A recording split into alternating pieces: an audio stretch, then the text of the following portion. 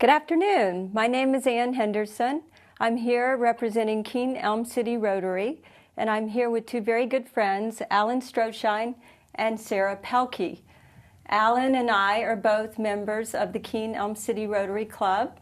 Alan is a long-standing member and past president of the club, very actively involved in many activities. Sarah is a brand new member of our newly founded Keene Rotaract Club, which is the young professional Rotary Club that we have started in conjunction with the Keene Rotary Club. We share lots of wonderful memories and activities and service projects together, but we all three of us share this amazing experience that is near and dear to our heart. It is the trip that our Rotary Club takes to El Salvador every year to do a community service project that is so meaningful for those of us who go and impacts the lives of those there significantly. So welcome to you both, and thank you both for being here. Great to be here. Thank you.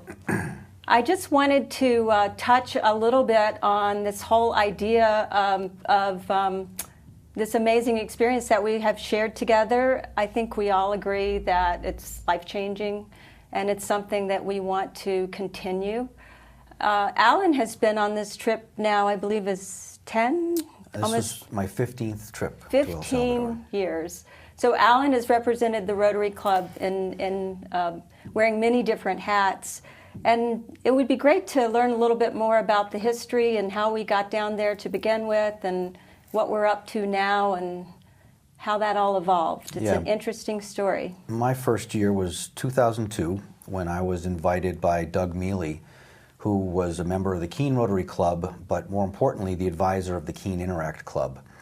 And they began going down there in 1999 when, it's a little bit of a long story, but their club had heard a presentation about a Pure Water for the World project, and they made a contribution to buy water purification systems that were going to be installed in El Salvador.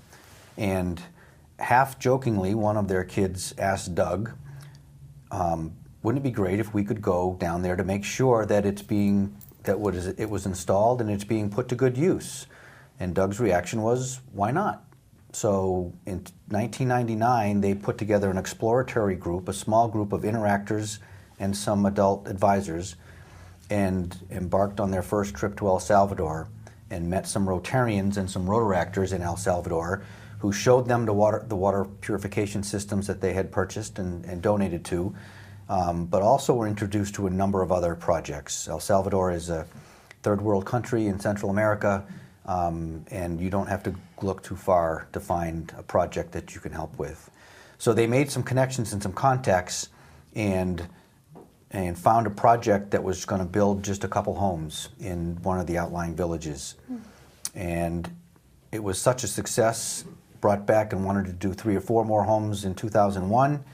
In 2002, Doug was looking to grow the group to include additional advisors and chaperones, and he invited me to go.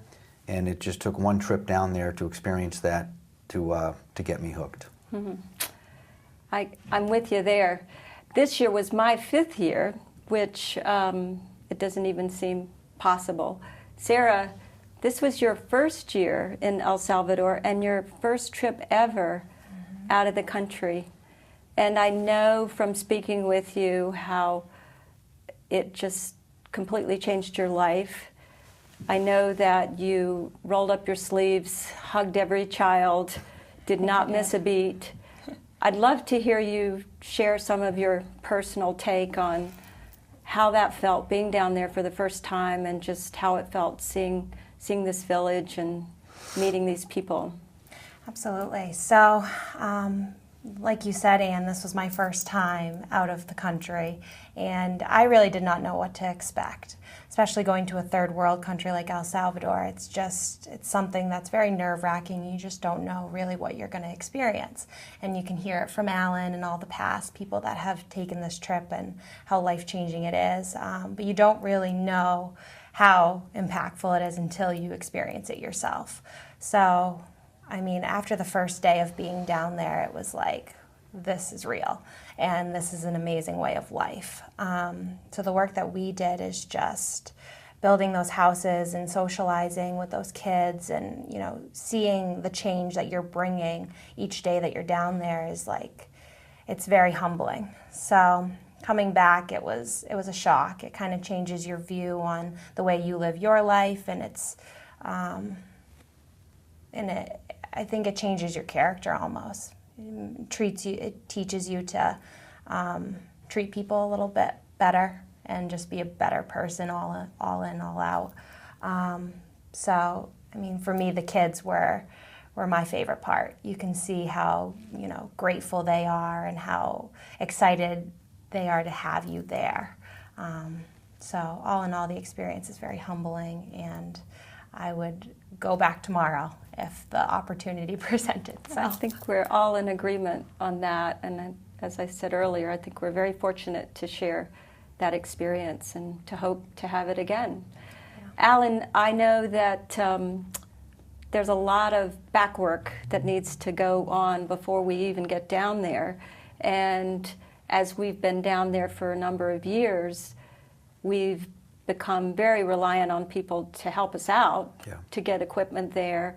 We've also become friends with a lot of people, so that it becomes almost like going back home. Can you talk a little bit about our friends on the ground and how those relationships have grown over the years? Yeah, the people we work with today, many of them we've been working with right from the beginning. And they're no longer just acquaintances or contacts down there. They are truly friends. I've been invited to a number of weddings of people down there, and haven't been able to attend those, but feel gratified and grateful that they think enough of me to include me in such a big event in their lives. So with the advent of Facebook and the internet and cell phones, communication is much easier than it was back in the early 2000s.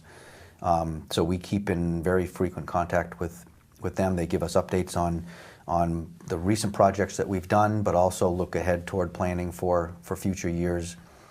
And we rely on them to really do the majority of our legwork from a planning standpoint. They secure our accommodations while we're down there. They help us with guiding us to the right transportation company for on-the-ground transportation around the country when we're down there. They coordinate with the supplier of the home kit. We buy a kit from a supplier. They arrange for all the materials to be brought, the right time, the right place. They arrange for security while we're down there. And when we take a day or a day and a half off to get a little exposure to the culture, they make sure we're going to the right places where we're going to really get the most for our time down there. So we rely heavily. Without them, these trips don't happen. And they're extremely happy to do it because they know why we're coming down there. They appreciate what we bring to the table in terms of not only the contributions we make, but the rolling up our sleeves and getting that done. And it's a lot of fun to be back with them and spend a week with all those friends we have down there. It really is. I think Tito in particular has been very instrumental in the organizational part, and has opened his home and his family, and we were fortunate to get to know his wife, and that makes it even more special, I think. And Tito is a member of the Noroeste Rotary Club, who is the Rotary Club that we've done the majority of our work with. But there have been other Rotary clubs that we work with on some other projects down there. And another family that has been there since the beginning is the Morales family. That's right. Not only the two parents, but the three siblings who really probably do the majority of work and coordinate things with us while we're down there. It's wonderful. Sarah, you mentioned earlier about the children, and they do steal your heart. They are so outgoing and loving, and they're on the job site. They are shimmying up the scaffolding. One year they were blowing up the plastic gloves and throwing them around like balloons, but they really do sort of add to the whole experience, and they kind of steal your heart, don't they? They do. It's very easy to fall in love with all of them. You just want to take them all back with you. But they are a huge part of that experience. I mean, without having the kids there, I feel like it would lose a lot of its life. Because you look at those kids and you know that's what's the upcoming generation into those houses. So you're building them for these families, but you know a lot of these kids are going to grow up and raise their families in these houses. So to give them, in a building standpoint, to give them that security of a well-built house feels good. But when they're there on the job site, they just want to be right by your side, and they want to play, and they want to help you. And I guess the most meaningful part of it is they're speaking Spanish, we're speaking English, and I don't know a lick of Spanish. Mm-hmm. So you have to find other ways to communicate with them. So whether that's through playing games or, just pointing and hugging and those types of interactions, it almost makes it that much more meaningful that you've made that connection with those children, which I've never had before. So that was very touching. Well, we all learned how to play rock, paper, scissors, Pikachu game. Pikachu, it was Pikachu. Pikachu. Yeah, and I think towards the end I still I didn't know the game. I knew it, but I just couldn't say it. So they would always just lead the way. I don't think it mattered. No. Just the fact that you were there playing Pikachu. Yep. And you bring them down some toys, and it's like, oh my God, and they just think it's amazing. They also worked very hard, and I think we've talked a lot about the feeling and the emotion behind this, but we haven't talked about the work. And Alan, firsthand. Yeah. It's a lot to organize, and there's a lot to do. It's an honest day's work. You go home tired and dirty, but I don't ever hear anybody complaining about that. It's you feel good when you leave the work site every day because you know you've done a really solid day's work. And just to define, when we talk about building homes, it's not what we think of around here. There's not hammers and nails and shingles and things like that. These are kits that are almost entirely concrete. There are concrete posts that weigh anywhere from 400 to 550 pounds that get set into holes. There are concrete panels that get dropped in between those posts with openings for some metal doors and louvered windows. So not only do we haul those around and set those in place, but we mix a lot of concrete by hand. There's no cement mixers. No. It's all we prayed, but there were none. It's all buckets of sand, buckets of gravel, bags of Portland cement, and a lot of water, and a lot of shovels and hose, and a lot of muscle, because that's not easy work. And it's always sunny, and it's always hot. Thankfully, the time of year we're down there is their quote-unquote dry season, so it's not very humid, so it's a dry heat, but it is upper 80s to lower 90s, and sometimes it can spike into the higher 90s. So it's a good day's work. We take care of each other. We make sure everybody's drinking plenty of water, keeping sunscreen on. But when this house is complete, a family will move out of a home that has a dirt floor, that might be some sticks and some bamboo with mud and maybe a blue tarp over it, or maybe some metal tin. But no security, nothing, no door to lock, no windows to close. It gets them off the dirt onto cement. From a health standpoint, is enormous, especially for the kids. It gives them a place to secure their whatever belongings they may have, so that they're not robbed. Their children and the women in the family are much safer because they can go into a locked room. And that is a home that will be passed on from generation to generation to generation. Most of the families we build homes for, there's a mom and dad, and there's usually anywhere from 1 to 3 or 4 kids, but there's usually also a set of grandparents, aunts and uncles, or great-grandparents will all make this their home going forward. And that's chosen by a lottery system. Who gets the home, correct? The mayor of the town, who we've become close with in Talnique, has a housing committee, a housing development committee. And there is some type of lottery for those who don't have homes now to get a home. And they gain title to their little parcel They hold title to that, so someone can't take it from them once they get it. And they know that they may have to, some of those families may have been identified as the next one up or at somewhere in the line, and they know maybe it's going to be next year, maybe it's the year after. They know sometime they're going to get a home, but they may not know which year, Exactly. because we're really the only ones Who are going doing down this. doing this project. Right. Sarah, even though there's a lot of poverty, there's a lot of happiness, and there's family. Many of the households, as Alan mentioned, had, there are several generations in a home, and it's not uncommon to see a grandmother fixing some tortillas for dinner while Pupusas.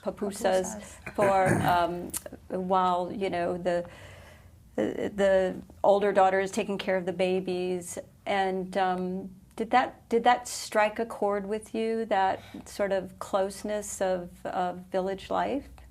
Absolutely. So what you're touching on is their culture, and they've withheld that culture, and you can feel it as soon as you're down there, how close they are and how their simple way of life just makes them happy, and almost kind of restores us when we come back home.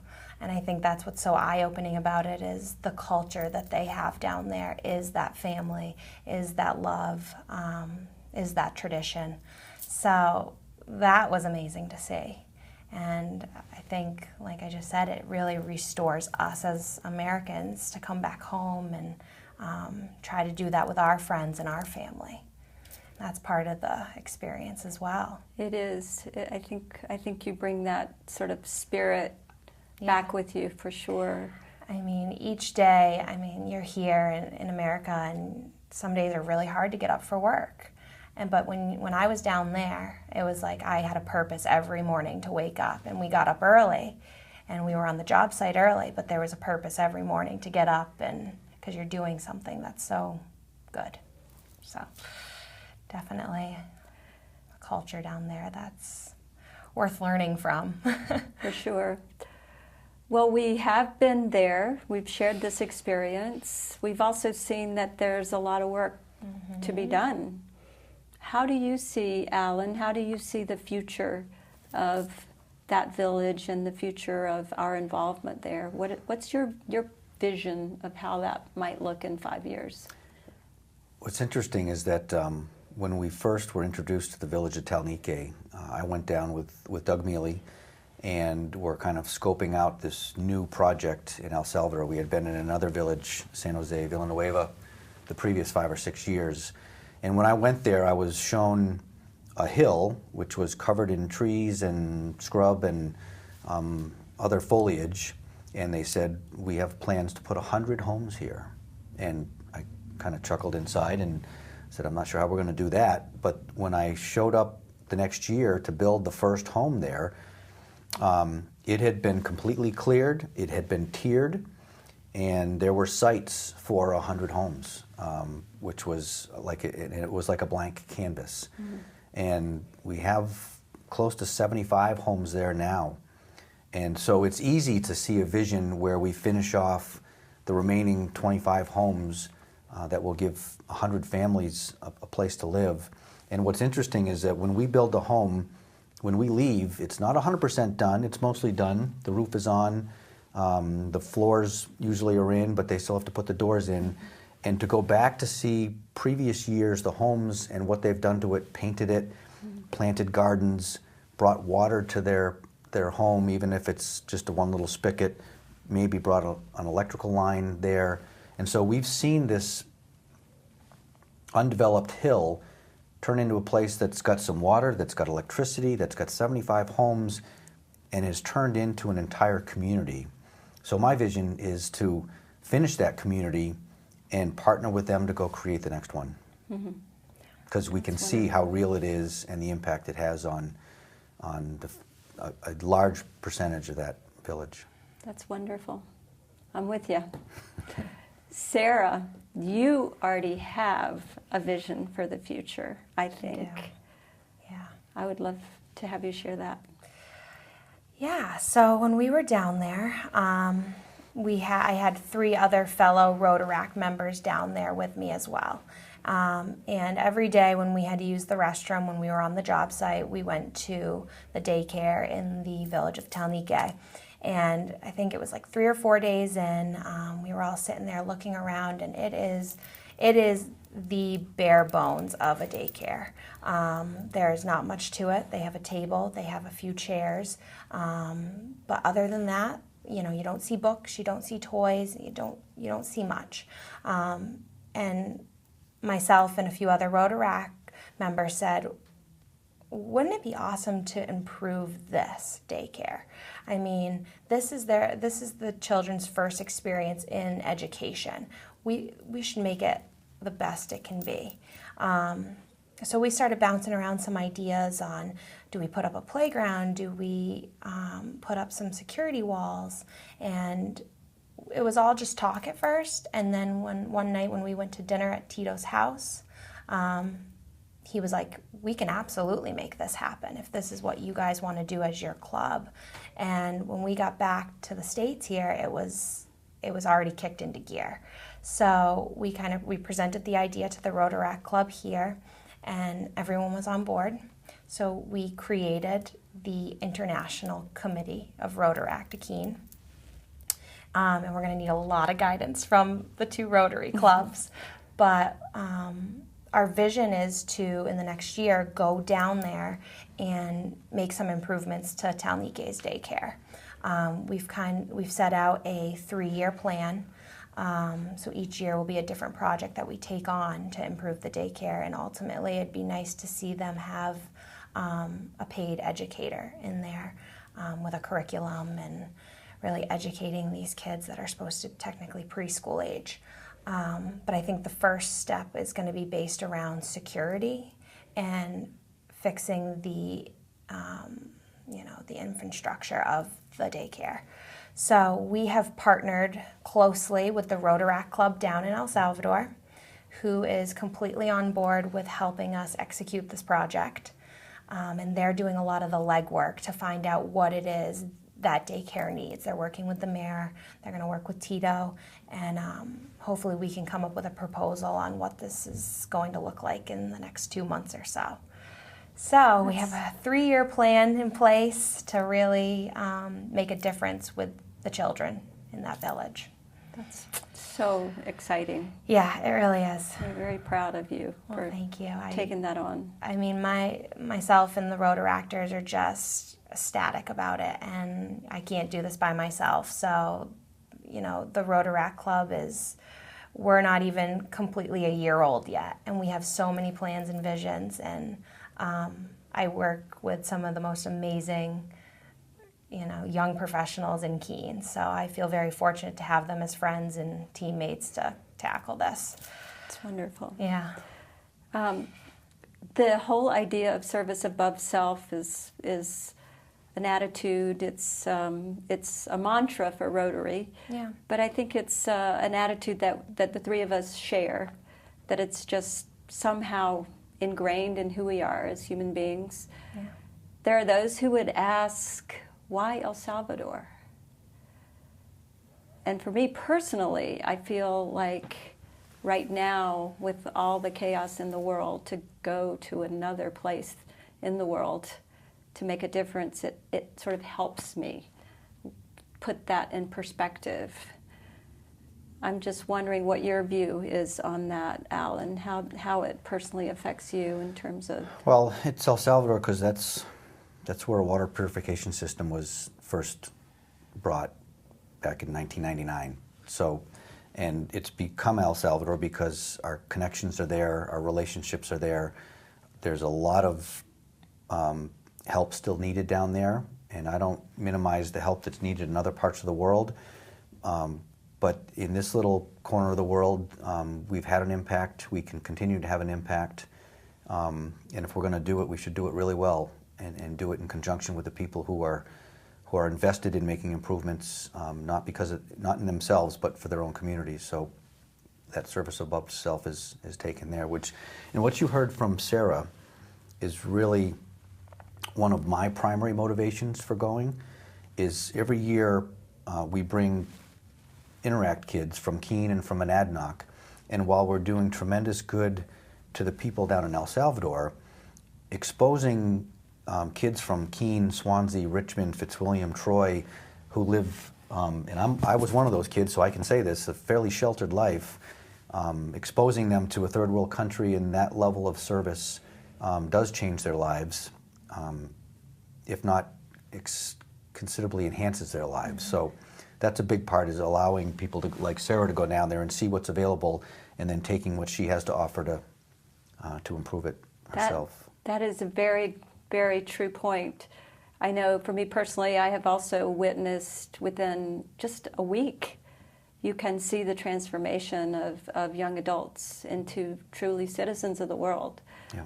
Yeah. Sarah, did you feel that? Did you sort of feel like absolutely. you were somehow connected to a greater sense of purpose? And Yeah, absolutely. I mean, the experience has really drove me towards going back down there and starting this new project. But yeah, it humbles you. I mean, you're almost at like a sense of peace when you come back, in a really good way. So.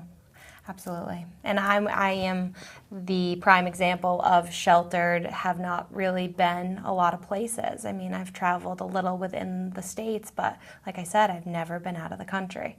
So for that to be my first experience, I wouldn't change it for anything. I mean, I want other people to experience what I got to experience. so great. Yeah. Well, I think we're closing in on our time together. I just want to thank you both for being here. It's been fun sharing this wonderful memory with the public, and hopefully we can continue to do this good work together. Absolutely. The Lord willing. And it's just an honor to be with you guys now and also then, and we'll just keep building upon what we're doing. Yeah. So thank you Very very much. Thank you. Thank you, Anne.